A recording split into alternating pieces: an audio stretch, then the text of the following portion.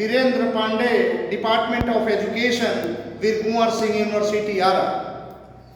पिछली कक्षा में हम लोगों ने मानकीकृत परीक्षण अर्थात स्टैंडर्डाइज्ड टेस्ट के बारे में अध्ययन किया था।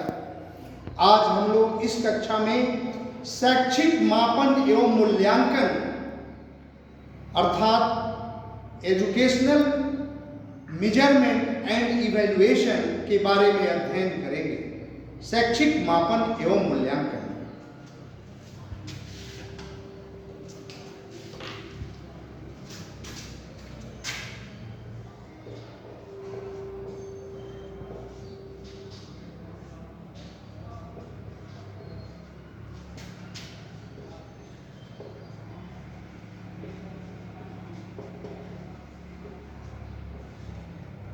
Educational measurement and evaluation.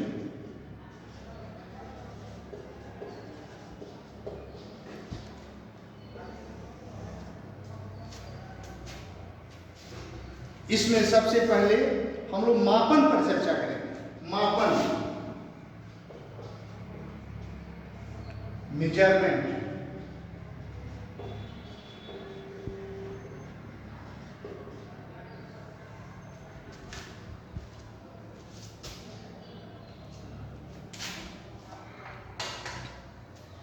तो मापन क्या है पहले हम लोग इस पर फोकस करेंगे कि किसी व्यक्ति या वस्तु में विशेषता कितनी है, इसको किसी प्रक्रिया के तहत अंकन करना मापन कहलाता है। और यह मापन परिमाणात्मक मापन है। परिमाणात्मक यानी क्वांटिटेटिव मेजरमेंट। और जो गुणात्मक मापन होता है वह क्वालिटेटिव मेजरमेंट कहलाता है। तो इन दोनों में अंतर थोड़ा सा है कि जो परिमाणात्मक मापन है उसका जो शून्य है, शून्य यदि आता है मापन में तो वह शून्य वास्तविक शून्य होता है। लेकिन क्वालिटेटिव मेजरमेंट में जो शून्य आता है तो अगर मापन में तो वह शून्य वास्तविक शून्य नहीं होता। तो कहने का मतलब कि मापन, पहले फिर से इसको जाने कि मापन क्या है। तो किसी व्यक्ति या वस्तु में विशेषता कितनी है उसको अंक में कर देना अर्थात अंकन कर देना मापन कहलाता है। और यह मापन दो प्रकार का होता है। कौन कौन? तो भौतिक मापन और व्यवहारिक मापन। लिख देते हैं।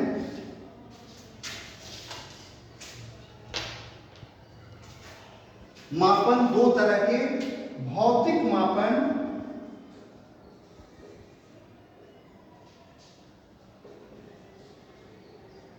और दूसरा है व्यावहारिक मापन।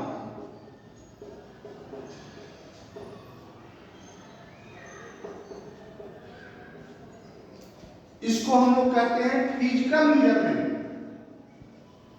Physical measurement. और ये है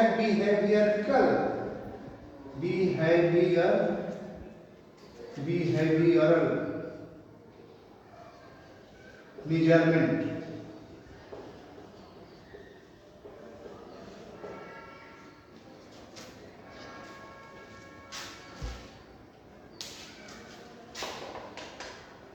तो मापन दो तरह के, भौतिक मापन और व्यवहारिक मापन।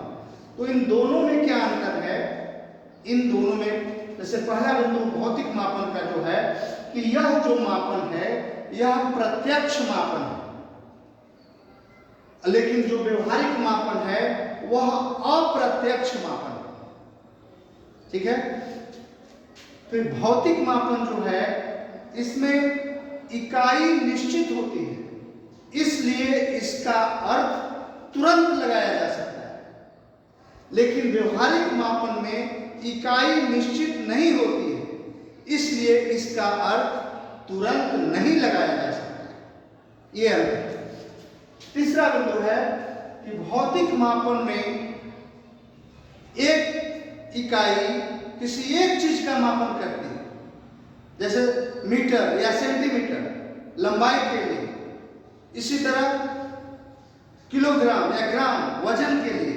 तो कहने का मतलब एक इकाई किसी एक चीज का मापन करती है, लेकिन व्यवहारिक मापन में जोड़ा लगाया जाता है। जोड़ा जैसे आकाश का संबंध नीला से है, तो दूध का संबंध सफेद से है, तो इसमें जोड़ा लगाया जाता है। तो ये इसमें अंतर होता है। और भौतिक मापन जो है वह आनुपातिक स्तर का मापन है, रेशनल लेवल का मेजरमेंट है। और व्यवहारिक मापन जो है वह आंतरिक स्तर का मापन है, यानी इंटरनल लेवल का मेजरमेंट है। ये इन दोनों में अंतर है। ठीक है, तो भौतिक मापन और व्यवहारिक मापन, ये मापन दो प्रकार के, और दोनों में ये अंतर है। अब मापन के स्तर, 4 स्तर बताए गए, लिख देते हैं आपको।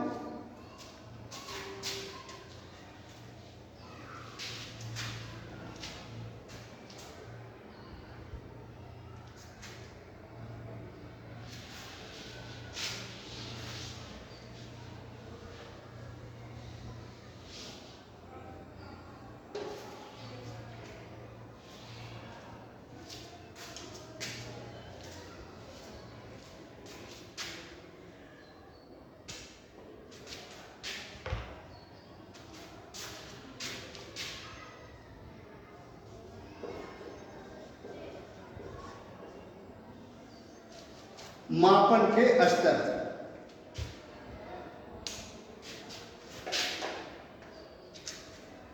Levels of measurement. तो मापन के 4 स्तर बताए गए हैं। पहला जो है वह है नामिनिक स्तर, दूसरा जो है वह है क्रमिक स्तर, तीसरा जो है वह है अनुपातिक स्तर, और चौथा जो है वह है अंतरित स्तर। अंतरित स्तर 4 स्तर बताए गए हैं। नामिनिक स्तर क्या है, फिर क्रमिक स्तर क्या है, फिर अंतरित स्तर क्या है, या अनुपातिक पहले ले लेते हैं, अनुपातिक स्तर क्या है, और फिर चौथा अंतरित स्तर क्या है, इसकी चर्चा हम लोग करेंगे। नाम लिख दे पहले। मापन के 4 स्तर, पहला है नामिनिक स्तर,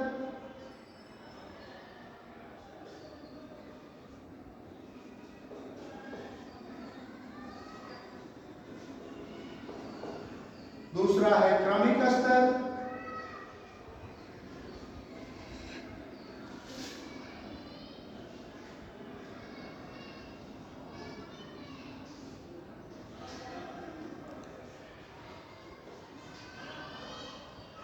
तीसरा है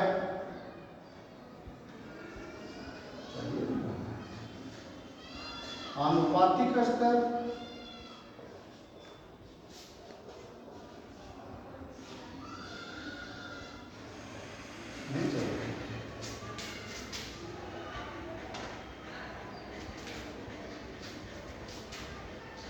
नामिक स्तर, क्रमिक स्तर,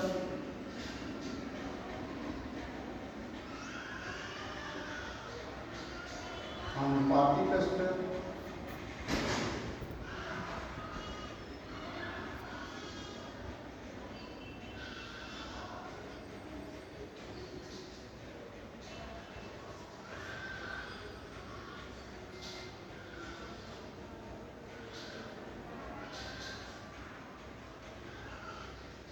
अंतरित स्तर।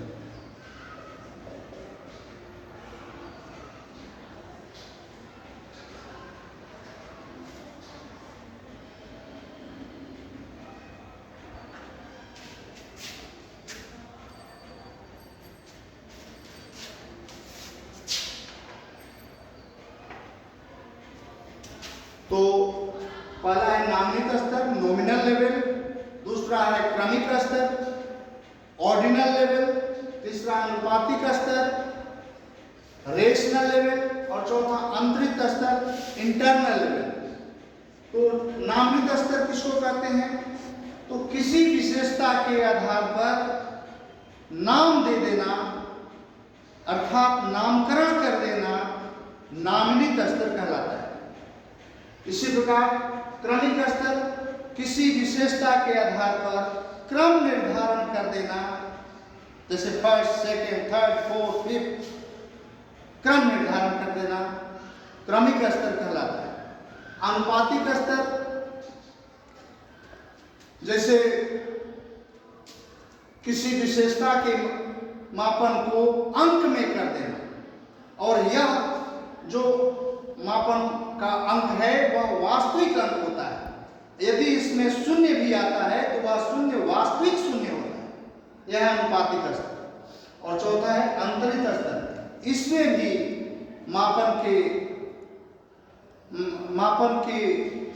को अंक में किया जाता है, लेकिन वह जो अंकन किया जाता है वह उसका जो यदि शून्य आता है तो वह शून्य वास्तविक शून्य नहीं होता अंतरित स्तर में। माने कहने का मतलब किसी विशेषता को अंक में किया जाता है लेकिन वह जो अंक होता है वह वास्तविक नहीं होता, वह अनुमानता होता है, जो उस इसलिए इसे आंतरिक स्तर का मापन कहते हैं।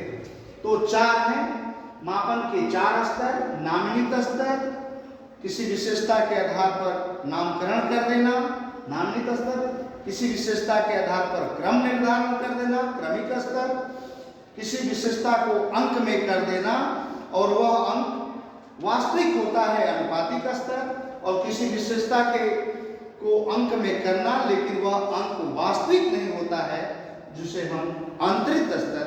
ये चार स्तर को इस प्रकार मापन के स्तर को बताया गया है। अब हम लोग चलेंगे मूल्यांकन के बारे में।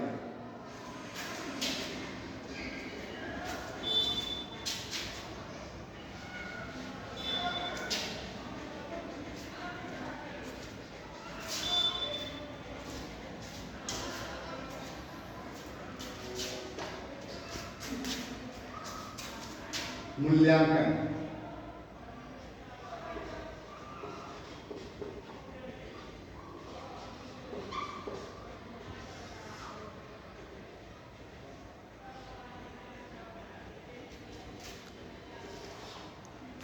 मूल्यांकन क्या है? मूल्यांकन इवैल्यूएशन तो किसी व्यक्ति या वस्तु की विशेषता अच्छी है या बुरी, वांछनीय है या अवांछनीय, अर्थात डिजायरेबल है या अनडिजायरेबल, इसका निर्धारण मूल्यांकन के अंतर्गत किया जाता है। कहने का मतलब मूल्यांकन एक ऐसी प्रक्रिया है जिसमें किसी व्यक्ति या वस्तु की विशेषता का मूल्य निर्धारण किया जाता है, यह है मूल्यांकन। और मूल्यांकन की प्रक्रिया तीन बताई गई है। मूल्यांकन की तीन प्रक्रिया बताई गई है। पहली जो प्रक्रिया है वह है उद्देश्यों का निर्धारण, दूसरा जो है अधिगम क्रियाएं या अनुभव, और तीसरा जो है वह है व्यवहार परिवर्तन।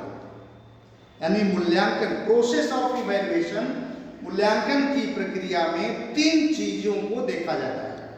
तीन बातें महत्वपूर्ण हैं। क्या क्या? पहला उद्देश्यों का निर्धारण।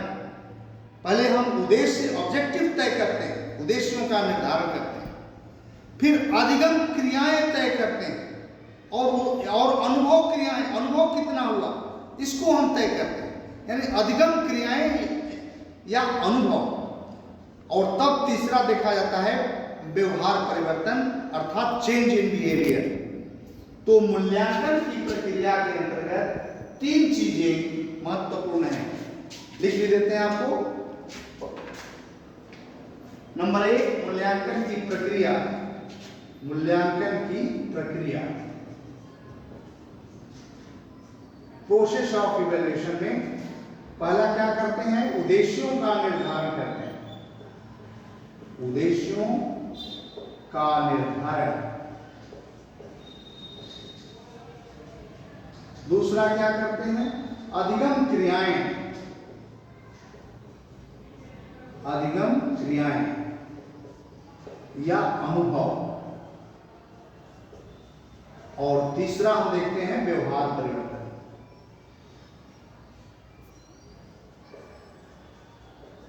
व्यवहार परिवर्तन, ये मूल्यांकन की प्रक्रिया के अंतर्गत 3 महत्वपूर्ण बिंदु आते हैं। अब हम उठाएंगे मापन एवं मूल्यांकन के कार्य क्या हैं।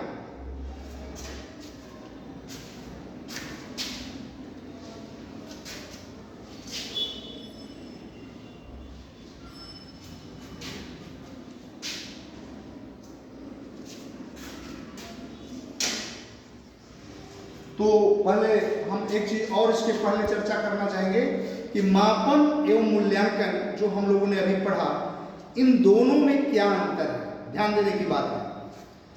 देखने में दोनों लगता है कि एक ही काम कर रहे हैं, लेकिन दोनों में अंतर होता है। मापन एवं मूल्यांकन क्या है, तो मापन जो है वह मूल्यांकन का एक उपकरण है, एक टूल्स है। यानी कहने का मतलब मूल्यांकन मापन पर ही आधारित होता है। यानी मापन जितना ही विश्वसनीय होगा, मूल्यांकन भी उतना ही विश्वसनीय होगा। ये पहला अंतर है। दूसरा है, मापन एक संकुचित शब्द है, लेकिन मूल्यांकन एक व्यापक शब्द है। और तीसरा अंतर होगा कि मापन में एक समय में हम किसी एक चीज का मापन करते हैं, लेकिन मूल्यांकन में हम समग्र का मूल्यांकन करते हैं, होल, पूरे। और चौथा अंतर है कि मापन में किसी व्यक्ति या वस्तु की विशेषता को अंत में किया जाता है, और मूल्यांकन में किसी व्यक्ति या वस्तु की विशेषता अच्छी है या बुरी, यानी मूल्य निर्धारण किया जाता है। ये अंतर है। तो मापन एवं मूल्यांकन के अंतर को भी हम लोगों ने विधिवत ढंग से स्पष्ट किया। और अब हम चलेंगे कि मापन एवं मूल्यांकन इन दोनों के कार्य क्या हैं। तो इनके 7 कार्य बताए गए।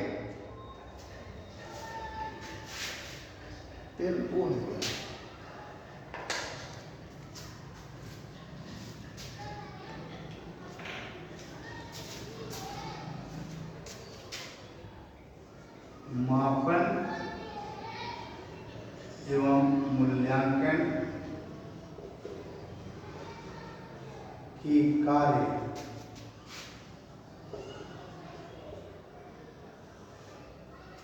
पहला है साफल्य निर्धारण कार्य।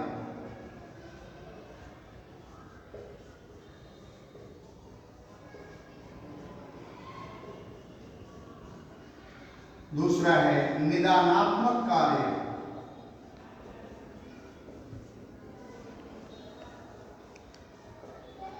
तीसरा है पूर्व कथन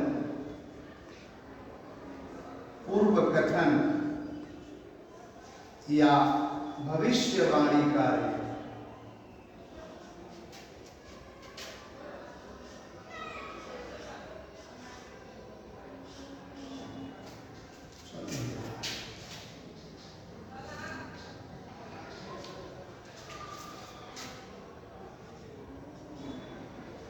भविष्यवाणी कार्य। चौथा है तुलनात्मक कार्य।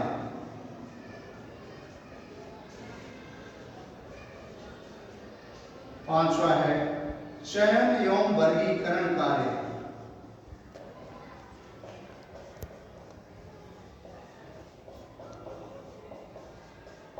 छठवां है शोध कार्य और सातवां है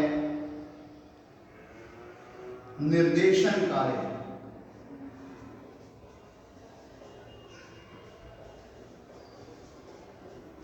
ये मुख्य रूप से 7 कार्यों की चर्चा मापन एवं मूल्यांकन के अंतर्गत की गई है।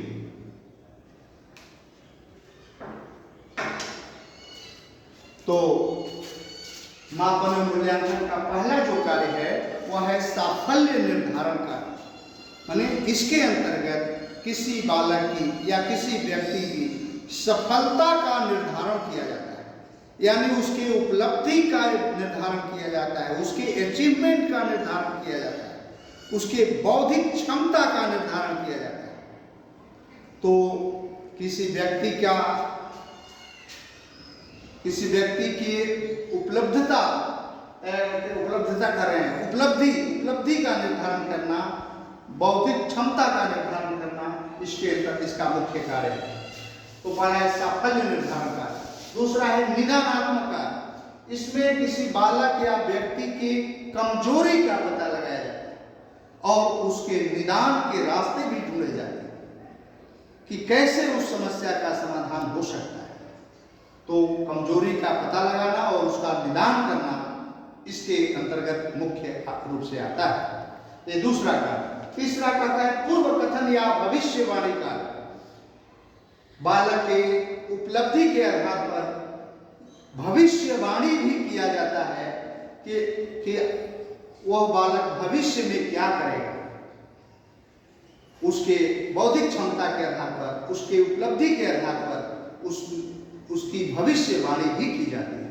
यह भी मापन एवं मूल्यांकन का प्रमुख कार्य है। चौथा है तुलनात्मक कार्य।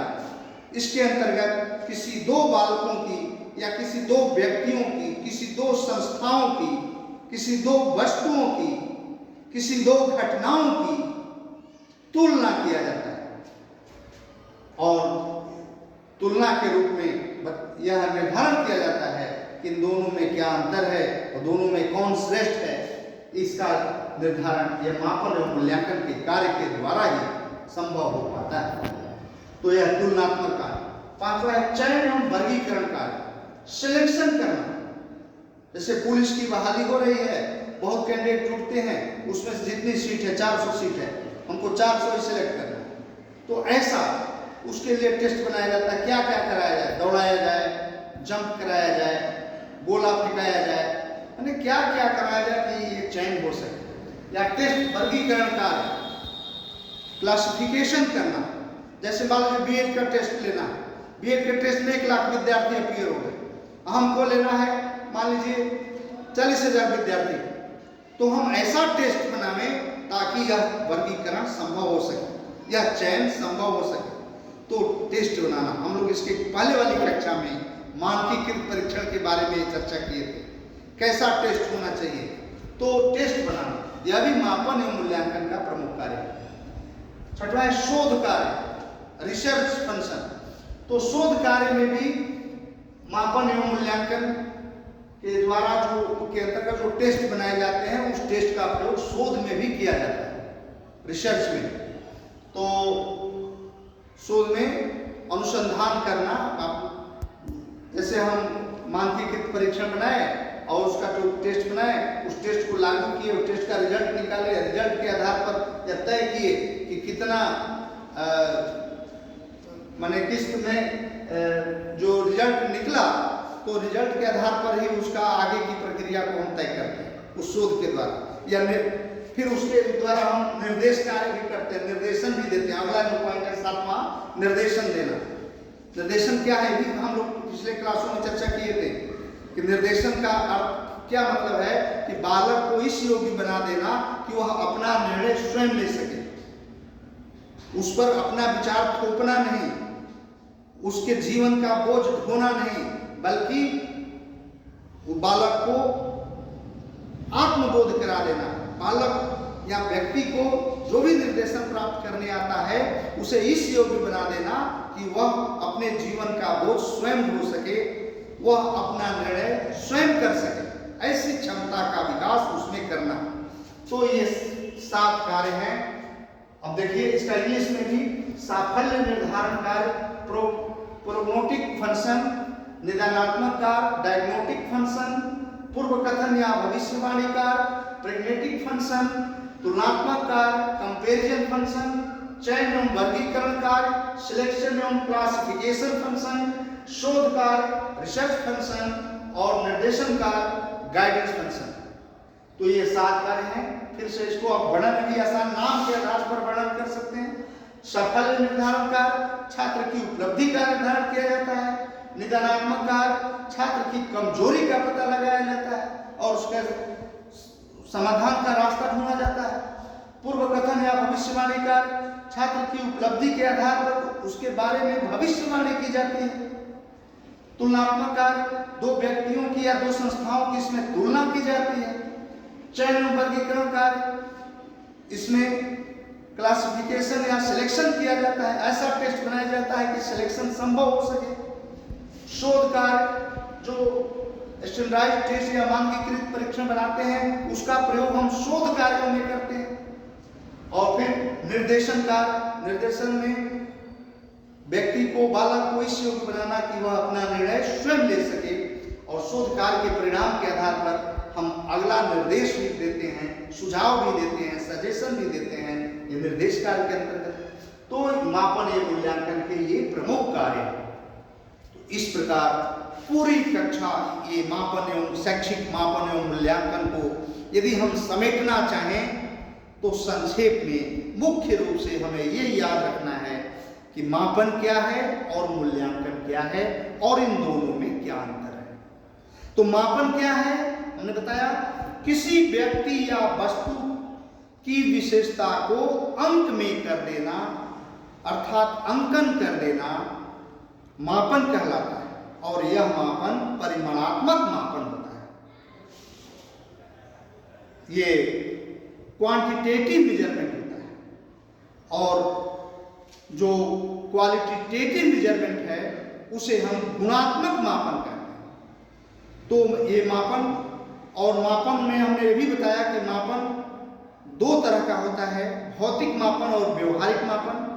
भौतिक मापन क्या है, तो यह प्रत्यक्ष मापन है, लेकिन व्यवहारिक मापन अप्रत्यक्ष मापन है। भौतिक मापन में इकाई निश्चित होती है इसलिए इसका अर्थ तुरंत लगाया जाता है, लेकिन व्यवहारिक मापन में इकाई निश्चित नहीं होती इसलिए उसका अर्थ तुरंत नहीं लगाया जा सकता। भौतिक मापन में यदि रिजल्ट 0 आता है तो वह 0 वास्तविक 0 होता है, लेकिन व्यवहारिक मापन में यदि यह 0 आता है तो वह 0 वास्तविक 0 नहीं होता। भौतिक मापन जो है वह अनुपातिक स्तर का मापन है, यानी इसमें अनुपात निकाला जा सकता है, यानी यह रेशनल लेवल का मापन है। लेकिन व्यवहारिक मापन जो है वह आंतरिक स्तर का मापन है, इंटरनल लेवल का मेजरमेंट है। तो ये मापन में अंतर है। और मापन के 4 स्तर भी बताए थे। क्या स्तर बताए थे? पहला नामित स्तर, दूसरा क्रमिक स्तर, तीसरा अनुपातिक स्तर और चौथा अंतरित स्तर। अंतरित स्तर 4 स्तर। नामित स्तर यानी किसी विशेषता के आधार पर नामकरण कर देना नामित स्तर कहलाता है। क्रमिक स्तर किसी विशेषता के आधार पर क्रम निर्धारण कर देना, फर्स्ट सेकंड थर्ड जो बताया था, तो वह क्रमिक स्तर कहलाता है। इसके बाद अनुपातिक स्तर, अनुपातिक स्तर में किसी विशेषता को अंक में कर देना और यह अंक वास्तविक अंक होता है, यह अनुपातिक स्तर। और अंतरित स्तर, इसमें भी किसी विशेषता को अंक में कर देना लेकिन वह अंक वास्तविक अंक नहीं होता, तो यह है अंतरित स्तर। तो मापन के 4 स्तर भी हमने बताया। और मूल्यांकन क्या है यह भी हमने चर्चा किया कि मूल्यांकन में यह देखा जाता है कि किसी व्यक्ति या वस्तु की विशेषता अच्छी है या बुरी, वांछनीय है या अवांछनीय, डिजायरेबल है या अनडिजायरेबल। अर्थात मूल्यांकन एक ऐसी प्रक्रिया है जिसमें किसी व्यक्ति या वस्तु की विशेषता का हम पता लगाते हैं या अर्थात उसका मूल्य निर्धारण करते हैं। किसी व्यक्ति या वस्तु की विशेषता को किसी नियम के तहत मूल्य निर्धारण करना मूल्यांकन कहलाता है। तो और मूल्यांकन की प्रक्रिया हमने 3 बताई। पहला है उद्देश्यों का निर्धारण करना, दूसरा शैक्षिक क्रियाएं करना या अनुभव ग्रहण करना, और तीसरा है व्यवहार परिवर्तन। ये 3 जो है वह मूल्यांकन की प्रक्रिया के अंतर्गत आते हैं।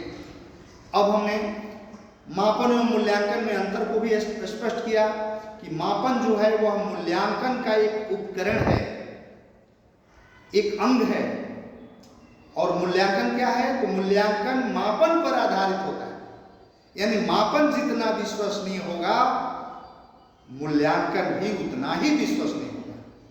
ये दोनों में अंतर है। यानी कहने का मतलब अंतर स्पष्ट है कि मापन एक संकुचित शब्द है और मूल्यांकन एक व्यापक शब्द है। और मूल्यांकन में एक समय में किसी एक चीज का मापन होता है, मापन में नॉट मूल्यांकन, मापन में किसी एक समय में एक चीज का मापन होता है, लेकिन मूल्यांकन में हम समग्र का मूल्यांकन करते हैं। ये अंतर है। और ये मापन में हम यह देखते हैं कि किसी व्यक्ति या वस्तु की विशेषता कितनी है, ये मापते हैं कितनी है। लेकिन मूल्यांकन में हम देखते हैं कि किसी व्यक्ति या वस्तु की विशेषता अच्छी है या बुरी, अर्थात मूल्य निर्धारण करते हैं। ये है मापन एवं मूल्यांकन के अंतर। और मापन एवं मूल्यांकन के कार्य क्या हैं? तो हमने 7 कार्यों की चर्चा की। पहला कार्य हमने लिखा भी है, साफल्य निर्धारण कार्य, प्रोग्नोस्टिक टेस्ट, निदानात्मक कार्य, डायग्नोस्टिक टेस्ट, पूर्व कथन या भविष्यवाणी कार्य, प्रेग्नेटिक टेस्ट, तुलनात्मक कार्य, टेस्ट कर रहे हैं फंक्शन कहिए इसको, तुलनात्मक कार्य, कंपैरिजन फंक्शन। फिर से देख लीजिए, साफल्य निर्धारण कार्य, प्रोग्नोस्टिक फंक्शन, निदानात्मक कार्य, डायग्नोस्टिक फंक्शन, पूर्व कथन या भविष्यवाणी कार्य, प्रेग्नेटिक फंक्शन, तुलनात्मक कार्य, कंपैरिजन फंक्शन, चयन एवं वर्गीकरण कार्य, सिलेक्शन एंड क्लासिफिकेशन फंक्शन, शोध कार्य, रिसर्च फंक्शन, और निर्देशन कार्य, गाइडेंस फंक्शन। ये 7 कार्य हैं और इन नाम के आधार पर इसका वर्णन भी आप आसानी से समझ सकते हैं। साफल्य निर्धारण कार्य यानी व्यक्ति के सफलता का निर्धारण करते हैं, यानी उसकी उपलब्धि का निर्धारण करते हैं, उसकी बौद्धिक क्षमता का निर्धारण करते हैं। निदानात्मक कार्य व्यक्ति के कमजोरी का पता लगाता है और उसका निदान भी बताता है। पूर्व कथन या भविष्यवाणी कार्य व्यक्ति की उपलब्धि के आधार पर भविष्यवाणी करना संभव हो पाता है कि अमुक व्यक्ति भविष्य में क्या करेगा। तुलनात्मक कार्य 2 व्यक्तियों या संस्थाओं की तुलना की जाती है।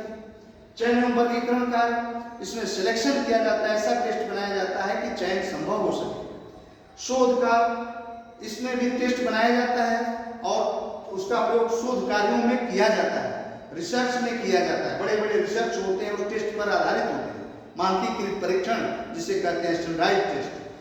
तो शोध कार्य और निर्देशन कार्य, इसमें शोध कार्य के जो परिणाम आते हैं उस आधार पर हम सुझाव भी देते हैं।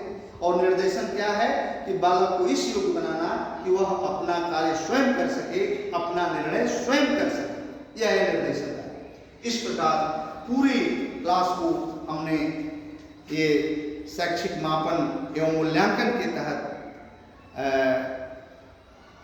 एक एक चीज को, जैसे मापन क्या है और मापन कितने प्रकार का होता है, तो 2 प्रकार का, और मापन के स्तर कितने हैं, तो 4 स्तर हमने बताया। फिर मूल्यांकन क्या है, मूल्यांकन की प्रक्रिया क्या है, और मापन एवं मूल्यांकन में अंतर क्या है, फिर मापन एवं मूल्यांकन के कार्य क्या है। इन सारी चीज़ों को हमने पूरे इस कक्षा में बताने का प्रयास किया। आज हम लोग इस कक्षा को यही विश्राम देंगे, फिर हम लोग अगले दिन अगले टॉपिक पर बात करेंगे। धन्यवाद।